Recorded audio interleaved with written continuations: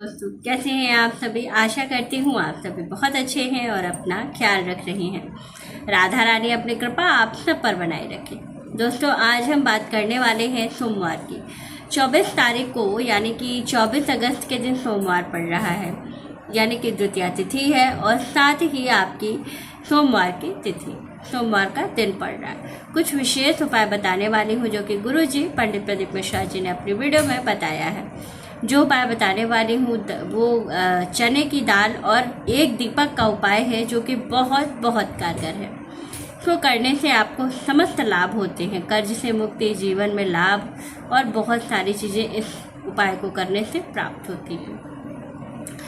क्या क्या करना है, कैसे करना है, ये जानना बहुत ज़रूरी है। सही तरह से करेंगे तो इसका संपूर्ण फल आपको ज़रूर मिलेगा।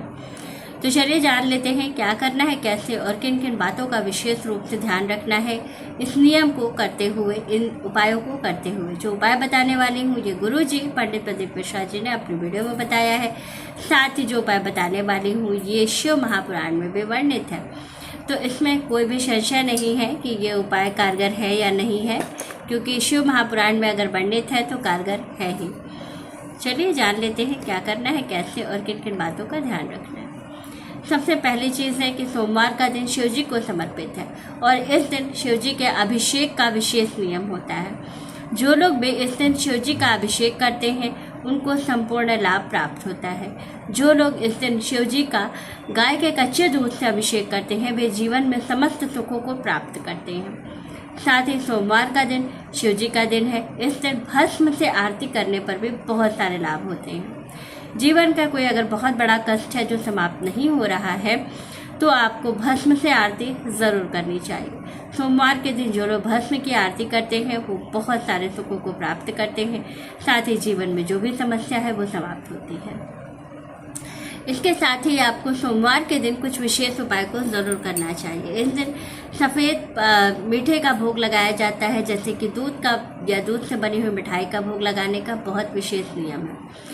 जो लोग शिव जी को इस दिन दूध या दूध से बनी हुई मिठाई का भोग लगाते हैं वो बहुत सारे सुखों को प्राप्त करते हैं, मोक्ष को प्राप्त करते हैं। साथ ही जीवन में धन और वैभव को भी प्राप्त करते हैं।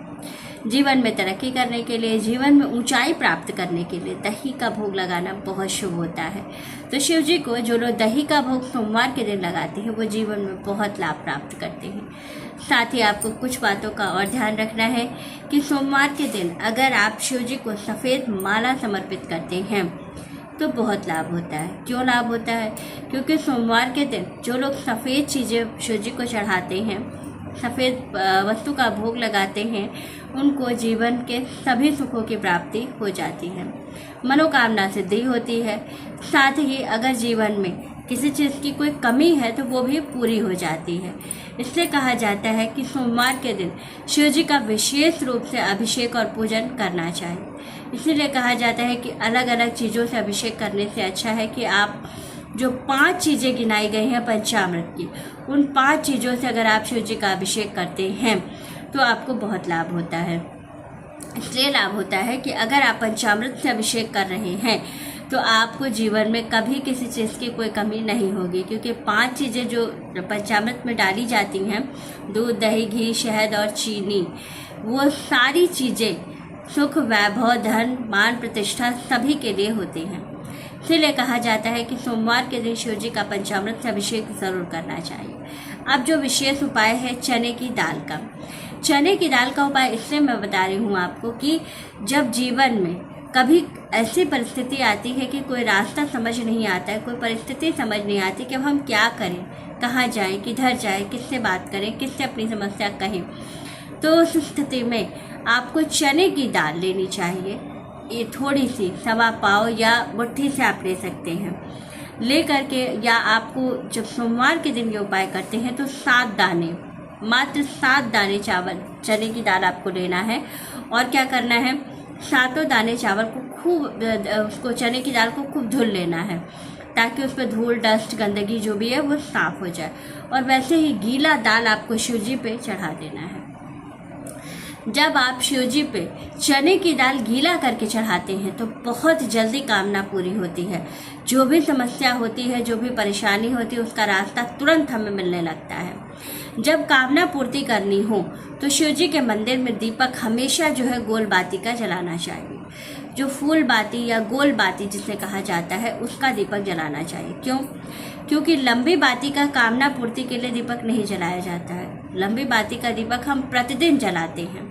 प्रतिदिन हम पूजन करते हैं किसी भी देवी देवता के सामने तो लंबी बाती का दीपक जलाते हैं। लेकिन जब हमें कामना पूर्ति करनी होती है, जब हमें कोई ऐसी कामना हमारी है जो नहीं पूरी हो रही और हम चाहते हैं वो पूरी हो जाए, तो उसको जब पूरा करना होता है तब हमें क्या करना है कि हमें विशेष रूप से उस समय जो है फूल बाती का या गोल बाती का दीपक जलाना चाहिए।